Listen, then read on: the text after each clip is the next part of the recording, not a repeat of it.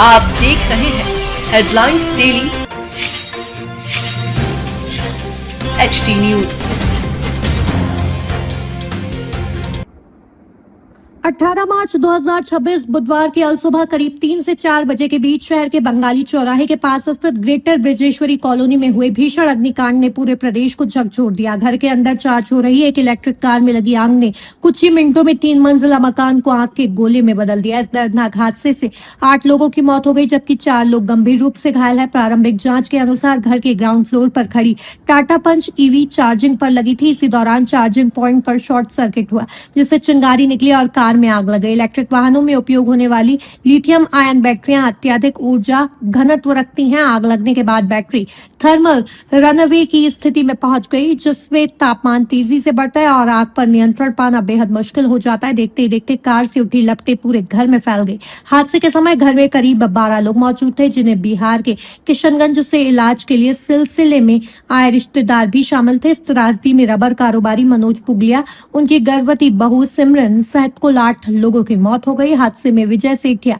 छोटू सेठिया, सुमन, मनोज पुगलिया, सिमरन पुगलिया, राशि सेठिया एवं 1.5 साल के शिशु की दुखद मृत्यु हो गई। कई लोग गहरी नींद में थे और आग की तेजी के कारण बाहर निकलने का मौका नहीं मिला। बताया जा रहा है कि सीढ़ियां आग और धुएं से भर गई थी, जिससे ऊपरी मंजिलों पर फंसे लोग बाहर नहीं निकल सके। इस हादसे को और भयावह बनाने में घर के भीतर रखे 10 से अधिक गैस सिलेंडरों और पॉलीमर कारोबार से जुड़े ज्वलनशील केमिकल की बड़ी भूमिका रही।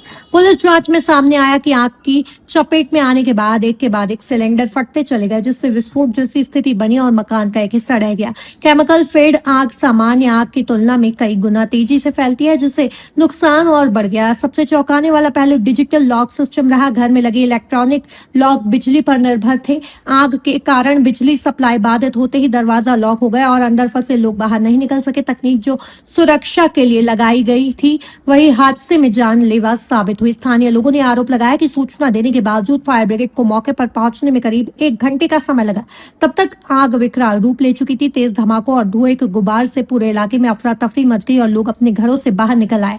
इंदौर पुलिस कमिश्नर ने प्रारंभिक जांच में ईवी चार्जिंग पॉइंट को हादसे की मुख्य वजह बताया है। वहीं प्रदेश और सरकार ने घटना को गंभीरता से लेते हुए जांच के आदेश दिए हैं। मंत्री कैलाश विजयवर्गीय ने इस अलार्मिंग घटना बताते हुए विशेषज्ञ समिति गठित कर मानक संचालन प्रक्रिया तैयार करने की बात कही है, ताकि भविष्य में इस तरह की घटनाओं को रोका जा सके। आपको बता दें, देश में इलेक्ट्रिक वाहनों की संख्या तेजी से बढ़ रही है। वर्ष 2025 तक भारत में 20 लाख से अधिक ईवी पंजीकृत हो चुके हैं। हालांकि बैटरी ओवरहीटिंग, शॉर्ट सर्किट और असुरक्षित चार्जिंग सिस्टम के कारण आग की घटनाएं भी बढ़ रही हैं। 2022 से 2025 के बीच देश में 150 से अधिक ईवी फायर केस सामने आ चुके हैं। इंदौर का यह हादसा कई गंभीर सवाल छोड़ गया है। क्या घरों ईवी चार्जिंग के लिए पर्याप्त सुरक्षा मानक अपनाए जा रहे हैं? क्या स्थानीय स्तर पर लगाए जा रहे चार्जिंग सेटअप तय तकनीकी मानकों पर खरे उतरते हैं? क्या डिजिटल लॉक जैसी प्रणालियों में आपातकालीन मैनुअल विकल्प अनिवार्य होना चाहिए? ये त्रासदी सिर्फ एक आग की घटना नहीं, बल्कि लापरवाही, असुरक्षित तकनीकी उपयोग और ज्वलनशील सामग्री के खतरनाक संयोजन का परिणाम है। इंदौर की यह सुबह कई परिवारों के लिए कभी ना भरने वाला जख्म छोड़ गई है और साथ ही पूरे देश को चेतावनी दी गई है कि आधुनिक तकनीक के साथ कठोर सुरक्षा मानकों का पालन अनिवार्य है, अन्यथा सुविधा ही सबसे बड़ा खतरा बन सकती है। में आग लगी थी। प्रारंभिक रूप से जानकारी आ रही है कि जो ईवी गाड़ी चार्जिंग थी, उस चार्जिंग पॉइंट से आग फैली है और उसके बाद ये पूरा हादसा हुआ है। और इस हादसे में 7 लोग की जो उनके परिवारजन थे, उनके रिश्तेदार थे, उनकी दुखद मृत्यु हुई है। 3 लोग को रेस्क्यू कर लिया गया है और अभी हम लोग की टीम निरंतर ये भी देख रही है कि जो सटी हुई बिल्डिंग है उसमें भी चूंकि काफ़ी गर्म हो गई है उनकी दीवारें भी, तो उसको भी हम लोग परीक्षण कर रहे हैं कि उसको भी देख रहे हैं कि इससे कोई दूसरी दुर्घटना होने की आशंका को भी नकार रहे हैं। और हमारी पूरी टीम देख भी रही है यहाँ पर। अभी फॉरेंसिक की भी टीम आएगी, वो जांच करेगी और उसके बाद जो भी तथ्य निकल कर रहेंगे, कारण क्या रहे वो बताएगा। सर, एक ही परिवार जी, इसमें जो पुगलिया जी का परिवार था, उसमें उनके परिवार के जन हैं और उनके कुछ रिलेटिव, उनके साले साहब शायद आए थे, उनके परिवार के। सर, कितने लोगों की बात अभी कर रहे हैं? पुष्टि हुई है सर? अभी तक 7 लोग की इसमें दुखद मृत्यु हुई है। बच्चा भी शामिल है सर इसमें? क्या उम्र है उसकी? इसमें एक बालिका है, राशि कुमारी राशि, उनकी 12 साल की बालिका थी, उनका भी उसमें एक बच्चा और भी मिसिंग है बता रहा है। उसको हम लोग भी चेक कर रहे हैं। मतलब घर में हमारी अभी चूंकि हीट भी काफी कम हुई है, तो हम लोग की टीम निरंतर उसमें देख भी रही है और घर के अंदर भी चेक कर रहे हैं, घर के बाहर भी हम लोग चेक कर रही है, टीम अभी है। और बाकी फिर फॉरेंसिक की टीम भी आएगी, वो भी चेक करेगी। कितने लोग थे सर ये?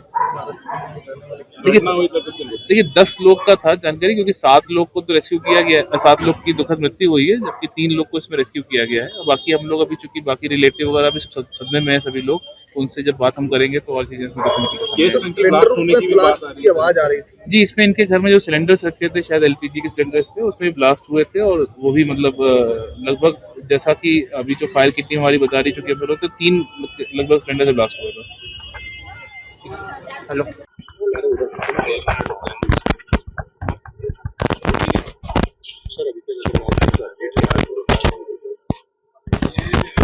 जिले के आसपास सूचना मिली थी पुलिस को कि इस तरह से फायर ब्रिगेड जो विजेश्वरी एनेक्स एरिया है और ये जो है थाना तिलक नगर का एरिया, यहाँ पे जो भी हमारी रात्रि गश्त की पूरी टीमें थी, सभी अधिकारी यहाँ पे रिस्पॉन्ड किए। हम लोग स्वयं भी पहुँच गए थे और जो फायर ब्रेकआउट हुआ था वो पीक समय स्थिति में था और फायर की टीमों को वहाँ पहुँचा के जो प्रथम फेज रहता है कि इमीडिएटली फायर को, उस समय 3 से 4 लोग बाहर आ गए थे रेस्क्यू होकर, और उसके बाद हम लोगों ने फायर को कंटेन किया, उसको बुझाया।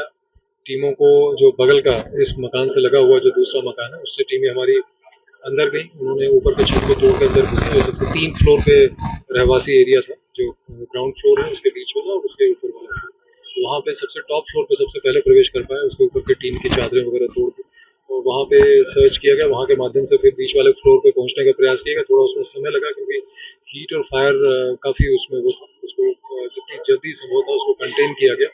टीमें अंदर गई और जितनी तेज़ी से हम लोगों को रेस्क्यू करके उनको हम हॉस्पिटल लगातार भेजते जा रहे हैं। अनफॉर्चुनेटली दुर्भाग्यवश इसमें जो जिन लोगों को हमने हॉस्पिटल भेजा था वो 7 रिपोर्टेड डेड बताए गए हैं। उसमें जो उस टाइम जो इस मकान के वो थे वो हैं और एक बच्ची और महिला भी हैं। तो ये सारी जो प्रोसेस है वो चल रही है लगातार। पिछले 1.5 घंटे पहले लगभग हमने पूरी तरह से फायर को कंट्रोल कर लिया था, क्योंकि बगल के घर जो इससे लगे हुए हैं वहाँ पे भी फायर की वजह से हीट काफ़ी गई है। वॉल्स वगैरह को एग्जामिन कर रहे हैं। हमारी SDRF की टीम जो है, हमारी पुलिस की टीमें यहाँ अंदर है, लोगों को सचेत भी किया जा रहा है। वहाँ पे हम एग्जामिन भी कर रहे हैं कि अगर कोई ऐसी स्थिति तो नहीं है, क्योंकि हीट काफ़ी ज़्यादा वो हुई थी और ऐसे उसमें हम एग्जामिन करके उनको अभी कुछ समय तक हमारी टीमें लगातार यहाँ बनी रहेंगी ताकि कोई और स्थिति ना हो। फायर की टीमों को भी बैकअप के लिए रखा जा रहा है कोई स्थिति। तो ओवरऑल काफ़ी नियंत्रित स्थिति में है। जो आगे की हमें कार्रवाई करनी। फॉरेंसिक की भी हमारी टीम आ गई है और अब अंदर को बहुत थॉरोली एग्जामिन करेंगे। अभी कई बार हम लोगों ने उसको एग्जामिन कर लिया है, पर एक बार और उसको थॉरोली फॉरेंसिकली भी एग्जामिन किया जाएगा। हाँ, ऐसा लगता है कि एक ही परिवार है। जो मनोज पुगलिया जी का ये घर था, बाहर से उनके गेस्ट आए हो सकते हैं, कोई ऐसा ओकेजन हो सकता है। बाहर की बात जो सामने आ रही है बहुत ज्यादा मात्रा में गैस वगैरह उसकी पुष्टि थी। घरेलू हाउस होल्ड था, इसमें एक्सप्लोजन जरूर 2-3 सुने गए, मतलब ऐसा जिस समय फायर पीक हुआ था उसमें विस्फोट भी हुए थे, उससे भी प्रवेश में थोड़ी सी उस समय दिक्कत आई थी। पर घरेलू हाउस होल्ड है, कुकिंग वगैरह के लिए गैस सिलेंडर होंगे, वो एग्जामिन किया जाएगा एग्जैक्टली अंदर का क्या कॉस्ट है। ट्रिगर पॉइंट ऐसा लगता है कि चार्जिंग पॉइंट जो इलेक्ट्रिकल उसकी वजह से ये शुरू हुआ है और वहाँ से फिर अंदर प्रवेश तेजी से किया है। और अंदर क्योंकि घरेलू सेटअप रहता है, लकड़ी के फर्नीचर, पर्दे, बहुत सारी की चीज़ें रहती हैं, तो इन सब चीज़ों से तेज़ी से फैलता है। और क्योंकि काफ़ी क्लोज टाइप का घर था, उसमें धुआं भी बहुत तेज़ी से फैला है, तो कई बार वो भी डेंजरस होता है। इन सारी चीज़ों को बाद में वो करेंगे। ऐसी चीज़ों में, ऐसे ऑपरेशन में जब हम आते हैं तो हमारी हमेशा पहली प्राथमिकता ये होती है कि सबसे पहले उसको हम फायर को कंटेन करें और किसी प्रकार से घर के अंदर प्रवेश करके जहाँ अगर कोई लोग ट्रैप हैं तो उनको निकालें, उनको रेस्क्यू करें और अगर उनको मेडिकल असिस्टेंस की जरूरत है तो वो उनको तत्काल। मसूद और आप देख रहे हैं HD न्यूज़। नमस्कार, मैं आशुतोष राणा। HD न्यूज़ के सभी दर्शकों को मेरी बहुत सारी